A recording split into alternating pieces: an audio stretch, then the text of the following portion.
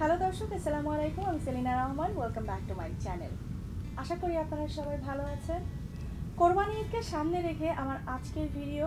তবে অবশ্যই যারা সব সময় বছরের পর বছর কোরবানি দিয়ে আসছে, তাদের একটা নিয়মিত বা নিয়ম মাফিক চলে এসছে তাদের কোরবানির যে আয়োজন বা ম্যানেজমেন্ট ব্যাপারটা।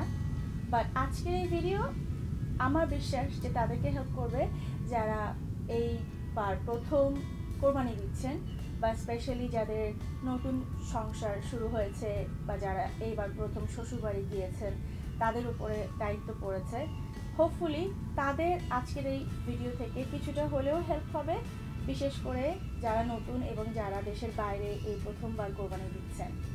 যাই হোক, তো আমি শুধু আমার ব্যক্তিগত যে অভিজ্ঞতা সেটাই আপনাদের সাথে শেয়ার করব, এবং এরপরেও আপনাদের নিজেদের সুবিধা বা নিজেদের প্রয়োজন অনুযায়ী আপনারা আপনাদেরটা করতে পারেন। প্রথমেই যেই প্রশ্নের উত্তরটা আমি দিব, অনেকেই আমাকে রিকোয়েস্ট করেছেন যে কোরবানি ঈদের মেনু কী করা যায়। সো বেসিক্যালি আমি যেটা সবসময় দেখে এসেছি আমার শ্বশুরবাড়িতে এবং আমার মায়ের বাসায়ও, যে সাধারণত কোরবানির ঈদে কিন্তু কোরবানির ঈদের দিন অনেক অনেক খাবার দাবার বা ভ্যারাইটিস করা হয় না, কারণ কোরবানির ঈদের দিন সবাই ব্যস্ত থাকে কাঁচা মাংস নিয়ে, গরু কোরবানি নিয়ে বা ছাগল কোরবানি নিয়ে, এবং তারা কিভাবে সেই জিনিসগুলো ম্যানেজ করবে এবং কিভাবে সেই জিনিসগুলোকে গুছিয়ে নিয়ে আসবে। এবং সেই জন্য খুব শর্টকাটে মেনু হয়। একটা দুটো মিষ্টির আইটেম থাকে যেটা আপনারা খুব সহজে এবং বেশি পরিমাণে একসাথে বানাতে পারবেন, সেটা আপনারা করতে পারেন। বিশেষ করে সেমাই করতে পারেন বা একটু জর্দা করতে পারেন বা এক ধরনের মিষ্টি তৈরি করে রাখতে পারেন, যেটা আপনারা বেস্ট পারেন সেটাই। সেই সাথে যে কোনো ধরনের একটা পিঠা তৈরি করতে পারেন। আর সকালবেলা আমি সবসময় আমার শ্বশুরবাড়িতে যেটা দেখেছি, আমার শ্বশুরবাড়িতে খুব বিশাল আয়োজন করে কোরবানি হয় সবসময়। সো সেখানে আমি যেটা দেখতাম, যেহেতু আমার শ্বশুরবাড়িতে প্রায় ওই কোরবানির দিন 10 থেকে 12 জন লোক আসতো বাইরে থেকে, কসাই বা যারা গরু কোরবানি দিত এবং যারা মাংসটাকে বানাতো, সেই ক্ষেত্রে তাদের জন্যে, তাদের খাওয়ার জন্যে প্রথম যেই মাংসটা আসতো কাটার পরে, সেটা প্রায় 20-25 কেজি মাংসের মতো, সেটাকে বাসায় রান্না করা শুরু করে দেওয়া হতো। সেই ঝোল মাংস, যেটা আমার চ্যানেলে আপনারা পাবেন, ঝাল গরুর গোশ, সেই ধরনের রেসিপি। বেসিক্যালি অনেক বেশি মশলা না, একটু আলু দিয়ে বা একটু কম মশলা দিয়ে একটু ঝাল ঝাল করে সেই মাংসটা রান্না করা হতো এবং সবার জন্য ঢালা খিচুড়ি রান্না করা হতো। সো আমিও সেটা করি। আমার শ্বশুর বাড়িতে যে নিয়মটা চলে আসছে যুগ যুগ ধরে, সেইটাকে ধরে রাখার জন্যে, আমার হাজব্যান্ডকে, আমার শ্বশুরবাড়ির মানুষদেরকে সেই ফিলটা দেওয়ার জন্যে, এই দেশের বাইরেও সেই কাজটাই আমি করি।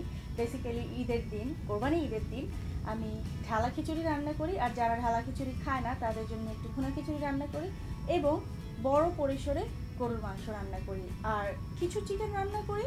কারণ হচ্ছে অনেকেই আছেন যারা গরুর মাংস খেতে পারেন না বিভিন্ন অ্যালার্জিজনিত কারণে বা যে কোনো ধরনের রেস্ট্রিকশনের কারণে। যাই হোক, সো যারা কোরবানি ঈদের সকালের কথা ভাবছেন তারা এটা করতে পারেন। যারা দেশে থাকেন, যাদের বাসায় আসবে এরকম লোকজনেরা কোরবানিতে হেল্প করতে, তাদের জন্য আপনারা শর্টকাটে প্রথমে যেটা করতে পারেন, বড় একটা মাংস রান্না করতে পারেন এবং ভাত রান্না করতে পারেন গরম গরম, সাথে সালাদ, অথবা এরকম ঢালা খিচুড়ি রান্না করতে পারেন, তারা খুবই পছন্দ করে। তো বলছিলাম কোরবানি ঈদের দিনের কথা এবং কোরবানি ঈদের সকালের কথা। এটা তো একদম শর্টকাট একটা মেনু আপনাদেরকে দিয়ে দিলাম। তো কোরবানি ঈদের রান্নার চাইতে সবচাইতে যেই ব্যাপারটা প্রয়োজন, সেটা হচ্ছে কিভাবে এই যে অনেক মাংস আসে বা যাদের কম আসে, যাই হোক কম বেশি, এই কোরবানি ঈদে প্রত্যেকের বাসায় কাঁচা মাংসের ব্যাপারটা থাকে। যারা কোরবানি দিচ্ছেন, যারা দিচ্ছেন না, কম বা বেশি সবার বাসাতেই থাকে।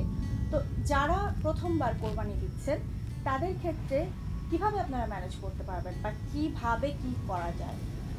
আপনারা যখন আপনাদের বাসার পুরুষ সদস্যরা কোরবানি দিবেন, তাদের ওই ব্যাপারটা আসলে থাকে না যে মাংসের কিভাবে টুকরো করলে বা কিভাবে কোন পিসটা কিভাবে রাখলে আমরা গৃহিণীরা সেটা দিয়ে পরবর্তীতে কোনো কিছু করতে পারবো। এরকম অনেক হয়েছে, যেটা আমি আমার নিজের চোখেই দেখেছি, যে অ্যাকচুয়ালি আমার শাশুড়ি বা আমার আম্মা চাইছে একভাবে, কিন্তু ওটা আসলে অন্যভাবে কেটে আসছে, যেটা তারা আর আসলে খুব একটা পছন্দ করছে না, আর বরাবরই তারা খুব রেগে যায় এবং মন খারাপ করে। তো এইটা কিন্তু প্রায় সময়ই হয়ে থাকে। তো যেই অংশটা বাসায় আসবে, সেই অংশ থেকে আপনারা যেটা করতে পারেন, বলতে পারেন যে কিছু পিস এইভাবে রাখবা, কিছু পিস ওইভাবে রাখবা, যেটা দিয়ে ভবিষ্যতে আপনারা বিভিন্ন রেসিপি তৈরি করতে পারবেন খুব ইজিলি। আর সেই জন্যে আপনাদেরকে আমি যেটা বলবো যে যারা গরুর মাংসের শুটকি দিতে চান এবং পরবর্তীতে সেটা সংরক্ষণ করে রান্না করে খেতে চান, বাই দ্য ওয়ে গরুর মাংসের শুটকি কীভাবে তৈরি করবেন এবং কীভাবে রান্না করবেন সেগুলোর রেসিপি কিন্তু আমার চ্যানেলে আছে। গরুর মাংসের শুটকির জন্যে এবং বিভিন্ন ধরনের কাবাবের জন্যে যেই সলিড মাংসের পিস আছে, যেখানে অনেক চর্বি থাকবে না এবং হাড় থাকবে না কোনো, সো গরুর মাংসের বা খাসির মাংসের সেই পোর্শনটা একটু বড় করে রাখতে বলবেন। ওইটা থাকলে যেটা হবে সেটা আপনারা কাবাব তৈরি করতে পারবেন পরবর্তীতে একটু ফ্রিজে রেখে সেটাকে বের করে আপনারা যদি বিহারি কাবাব করেন, যদি শিক কাবাব করেন বা হাঁড়ি কাবাব করেন, সেটার জন্য যে পাতলা স্লাইস করে কেটে নিতে হয় সেটা আপনারা করতে পারেন। তারপরে আরেকটা ব্যাপার হচ্ছে নিহারির জন্য পায়ের যে খুরের দিকটা থাকে সেই খুরের দিকটাকে তারা কসাইরা খুব সুন্দর করে পরিষ্কার করতে পারে। আর দেশের বাইরে যারা কোরবানি দেন তারা তো এটা আসলে দোকান থেকে কাটিয়ে নিয়ে আসেন বা সেরকমই নিজেরা কাটেন, তো সেই ক্ষেত্রে যেই একদম নিচের যে খুঁড়ার দিকটা আছে সেটা আপনারা কুড়িয়ে তুলে ফেলতে পারেন, অথবা ধারালো ছুরি দিয়ে কেচে সেটাকে তুলে ফেলতে পারেন, অথবা কেটে ফেলে দিতে পারেন। সেটা হচ্ছে নেহারির জন্যে বা পায়ার স্যুপের জন্যে। আর যেটা বলছিলাম যে কাবাবের জন্য মাংস, সেটার জন্য যে সলিড পিসটা থাকে সেটা আনলে আপনারা স্লাইস করে পাতলা পাতলা করে কেটে নিতে পারবেন, অথবা টুকরো টুকরো ছোটো ছোটো করে আপনারা কিমাও তৈরি করতে পারবেন। এবং সেই জন্যে আপনাদের সেই সলিড মাংসের পিসটা খুবই প্রয়োজন। তাই বাসার যে পুরুষ সদস্যরা থাকে তাদেরকে বলে দিবেন যে যখন কোরবানির মাংসটাকে সাইজ করা হচ্ছে, সো সেটাকে যেন ওইভাবে তারা কেটে নিয়ে আসে এবং ওইভাবে যেন একটা বড় পিস নিয়ে আসে। এটা বড় থাকলে খুব সুবিধা হয়, কারণ সেটাকে আপনারা স্লাইস করে কাটতে পারবেন, সেটাকে টুকরো করে কাটতে পারবেন কিমার জন্য। বাই দ্য ওয়ে কিমা কীভাবে তৈরি করবেন বাসায় সেটার রেসিপি আমার চ্যানেলে আছে, সেটাও আপনারা দেখে নিতে পারেন, ডেসক্রিপশন বক্সে লিঙ্ক দেওয়া থাকবে। আরও একটা ব্যাপার, যারা মাথার মাংস খুব পছন্দ করেন, আমাদের বাসায় সবসময় মাথার মাংস রান্না করা হতো, কারণ আমার আম্মার খুব ফেভারিট ছিল, আমার খুবই পছন্দ। দেশের বাইরে এই ব্যাপারটা খুব মিস করি, কারণ এখানে এই মাথাটা আসলে কেটে আনা একটুখানি কষ্টসাধ্য হয়ে যায়। প্রায় দোকানদাররাই বা প্রায় যেখানে কষাইরা কেটে দেয় বা যেখানে যে প্লেটটা ইউজ করা হয় তারা মাথাটাকে কেটে দিতে চায় না, কারণ এটা মাথাটা অনেক বড় হয় এবং তাদের প্লেটটা ভেঙে যায়। যাই হোক, সো মাথার মাংস যারা খুব পছন্দ করেন তারা মাথাটাকে অবশ্যই বানিয়ে আনবেন, তবে অবশ্যই বলে দিবেন জিহ্বাটা যেন তারা টুকরো টুকরো না করে, কারণ টুকরো টুকরো জিহ্বা কিন্তু আপনাদের পরিষ্কার করতে অনেক বেগ পেতে হবে এবং ভালো করে পরিষ্কারও করতে পারবেন না। আর টুকরো টুকরো করার কারণে ওপরের যে স্কিনটা আপনারা তুলে ফেলবেন বা কেটে ফেলবেন। সো আমি পার্সোনালি সেটা পছন্দ করি না, আমার শাশুড়িও সেটা পছন্দ করে না, আর যেহেতু ব্যাপারগুলো তার কাছ থেকেই শেখা। আর কলিজা সেম জিনিস, কলিজাটাও আপনারা বলবেন বেশি ছোট টুকরো যেন না করে, একটু বড় হলে সেটা পরিষ্কার করতে সুবিধা হয়, ছোট হলে সেটা পরিষ্কার করতে করতে ভেঙে গুঁড়ো গুঁড়ো হয়ে যায়। সো কলিজার ক্ষেত্রেও সেম। আরও একটা ব্যাপার হচ্ছে যে ভুঁড়ি যারা পছন্দ করেন, ভুঁড়ির ক্ষেত্রে অনেকেই পরিষ্কারের সমস্যায় ভোগেন। আমার যে ব্যাপারটা হচ্ছে, আমি গত কয়েক বছর ধরে আপনাদের সাথে ভুঁড়ি পরিষ্কারের ব্যাপারটা শেয়ার করার চেষ্টা করছি, কিন্তু কোনোভাবেই আসলে সেই সুবিধা করে উঠতে পারছি না, কারণ আমি যেখানে থাকি এইখানে সেই ময়লা ভুঁড়িটা পাওয়া খুব দুষ্কর। আমি এখানে ক্লিন করাটা পাই, মানে সাদাটা পাওয়া যায়, যেটা ওরা আসলে একদম ক্লিন করে ব্লিচ করে সুন্দর করে সাদা করে তারপর বিক্রি করে টুকরো টুকরো করে, সেটা পাওয়া যায়। সেটা এনে পরিষ্কার কীভাবে করতে হয় সেটা আমি দেখিয়েছি আমার চ্যানেলে, কীভাবে রান্না করবেন সেটাও দেখিয়েছি। তবে যেই কালো পরিষ্কারের আগে ময়লা যে ভুঁড়িটা থাকে সেটা বাসায় কীভাবে করবেন সেটা আমি জানি, কিন্তু আপনাদের সাথে শেয়ার করতে পারিনি, কারণ এটা আসলে পাওয়াটা সেভাবে হয়ে ওঠেনি, পাইনি কোনো দিন। এবারের কোরবানিতে আমি চেষ্টা করব সেই ময়লা কালো ভুঁড়ি কীভাবে পরিষ্কার করতে হয় আপনাদের সাথে শেয়ার করতে, যদি আমি সেটা পাই। যাই হোক, তবে খুব সহজে যেটা আপনারা করতে পারেন, আপনারা আগেই বলে দিবেন যে কোরবানির জায়গা থেকে যেন সেটা স্প্রে করে পানি দিয়ে ভেতরের যে ময়লাগুলো থাকে, গোবরগুলো থাকে, সেগুলো যেন পরিষ্কার করে নিয়ে আসে। কালো যে ভুঁড়িটা থাকে সেটা শুধু নিয়ে আসে, এবং সেটা আনলে পরে তারপরে একদমই ইজি সেটা ক্লিন করা। কেচি দিয়ে বা বটি দিয়ে সেটাকে একটু বড় বড় করে পিস করে নেবেন, এতটুকু বড় যেটা আপনারা আসলে হ্যান্ডেল করতে ইজি হয়। আর যদি গরু ছোট হয় বা খাসি হয় তাহলে তো আর অত বেশি পিস করতে হবে না, দুটো পিস করলেই হবে। এবং সেটাকে পরিষ্কার করবেন কিভাবে সেটা আমি মুখে বলে দিচ্ছি এবং ভবিষ্যতে আমি সেটা চ্যানেলে অ্যাড করার চেষ্টা করব। তবে আশা করি আপনারা বুঝতে পারবেন। ব্যাপারটা হচ্ছে যখন ভুঁড়ি পরিষ্কার করবেন তখন অনবরত একদম চুলায় আপনারা একটা পানির পট বসিয়ে রাখবেন, গরম পানি যেন ফুটতে থাকে, এবং একটা ট্রে নিয়ে নেবেন, যেই ট্রেতে আপনারা ভুঁড়িটা পরিষ্কার করবেন, এবং একটা চামচ নেবেন, যেই চামচের কিনারটা একটু মানে ধারালো টাইপের, চামচের যেই মুখটা থাকে সেটা। সো যেই ভুঁড়িটা সেই পিসগুলোকে, কালো পিসগুলোকে সোজা সেই গরম পানিতে প্রায় একবার দুইবার, 1 থেকে 2 বার এরকম জাস্ট ডিপ করে তুলে নিয়ে সাথে সাথে সেই চামচ দিয়ে এভাবে যদি আপনারা ওটাকে কাচানো শুরু করেন, দেখবেন ওপরের যে কালো যে চামড়ার মতো থাকে, পর্দার মতো, সেটা একদম তুলে আসছে, একদম সাদা হয়ে যাবে ভুঁড়ি। অনেকবার চুবাবেন না, তাহলে কিন্তু সেটা লেগে যাবে, তাহলে পরিষ্কারের তুলনায় আরও ওটা বেশি আরও কঠিন হয়ে যাবে পরিষ্কার করা। এত সহজ ভুঁড়িটা পরিষ্কার করা। অনেকে চুন দেয়, এই দেয়, সেই দেয়, অ্যাকচুয়ালি এত কঠিন না। আপনারা এরকম ছোট টুকরো করবেন, টুকরো করে সেটাকে একদম বলকানা পানি সবসময় রেডি রাখবেন। পানি ঠান্ডা হয়ে গেলে কিন্তু হবে না, সে বলকানা পানিতে জাস্ট 1 থেকে 2 বার ডিপ করবেন, তুলবেন, চামচ দিয়ে এভাবে কাচানো দিলেই সেটা দেখবেন যে চামড়ার মতো বা পর্দার মতো কালো যে পরতটা সেটা উঠে আসছে, এবং কেচি দিয়ে পরে কিনারগুলো কেচে নিয়ে তারপরে স্টেপ তো আপনারা দেখতেই পেয়েছেন আমার চ্যানেলে। আর যারা দেখেননি তারা দেখে নেবেন, লিঙ্ক ডেসক্রিপশন বক্সে দেওয়া থাকবে, এবং সেই সাথে রান্না কিভাবে করতে হয় সেটারও ভিডিও আছে আমার চ্যানেলে, দেখে নেবেন। আর যারা মাংস কিভাবে রাখবেন ভাবছেন, তারা সবসময় খেয়াল রাখবেন যে মিক্সড বিফ মানে হচ্ছে চর্বি, হাড় এবং মাংস, একটুখানি কলিজা। যারা কলিজাটা আলাদা রান্না করতে না চান, অনেকেই আছেন, আমি যেমন, আমাদের বাসায় শুধু কলিজাটা রান্না খুব কম হয়, কারণ আমাদের বাসায় এটা অত ফেভারেট না, বাট 1-2 টুকরা সবসময় প্রত্যেকটা রান্নার মধ্যে দিয়ে দিই, তখন খাওয়া হয়ে যায়।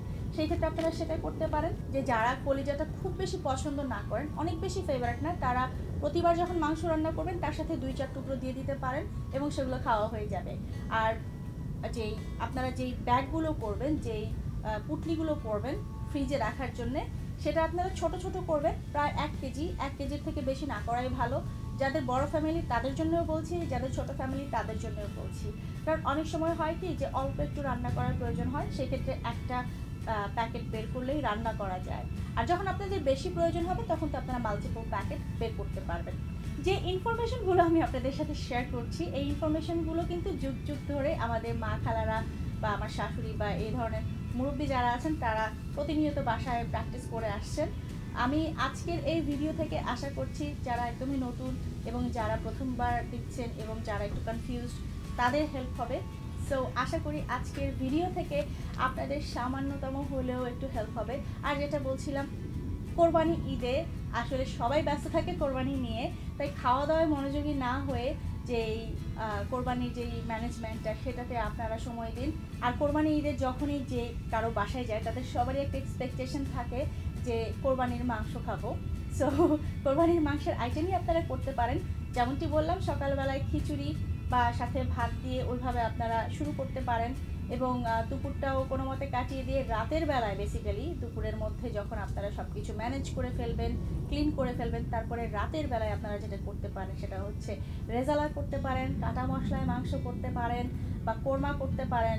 সেটা করে তার সাথে সাদা পোলাও বা শাহি পোলাও করে আপনারা পরিবেশন করতে পারেন ফ্রেন্ডস এবং ফ্যামিলি যারা আসবে আপনাদেরকে ভিজিট করার জন্যে। আর হ্যাঁ, কোরবানির আপনারা যতটুকুই দেন সেইটুকুই আপনারা অবশ্যই শেয়ার করবেন আপনাদের আত্মীয় স্বজনের সাথে, বন্ধু বান্ধবের সাথে, এবং আপনাদের পাড়া প্রতিবেশী এবং আপনার পরিচিত দরিদ্র যারা আছে সবার সাথে। আর যেমনটি বলেছিলাম আগের ভিডিওতে, যেহেতু চা আমি পছন্দ করি, তাই আমি সবসময় চায়ের কথা বলবো। কোরবানি ঈদ হোক আর রোজার ঈদ হোক, চা কিন্তু অ্যাভেলেবেল সবসময় থাকা চাই। সেটা হোক বাসার সদস্যদের জন্যে, সেটা হোক গেস্টদের জন্যে, আর সেটা হোক যারা এসেছে আপনাকে কোরবানিতে হেল্প করার জন্যে, তাদের জন্যে। সবাই কিন্তু খুব খুশি হবে এবং আপনার জন্য দোয়া করবে। ভালো থাকবেন সবাই। আজকের এই ভিডিওটি সময় নিয়ে দেখার জন্য আপনাদের সবাইকে অসংখ্য ধন্যবাদ। আবারও কথা হবে নতুন কোনো রান্না নিয়ে। সেই পর্যন্ত আপনারা সবাই ভালো থাকবেন, সুস্থ থাকবেন, আমাদের সবার জন্য দোয়া করবেন। ঈদ মোবারক।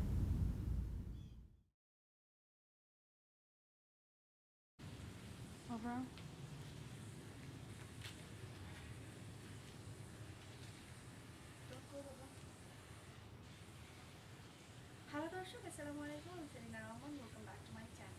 আশা করি আপনারা সবাই ভালো আছেন।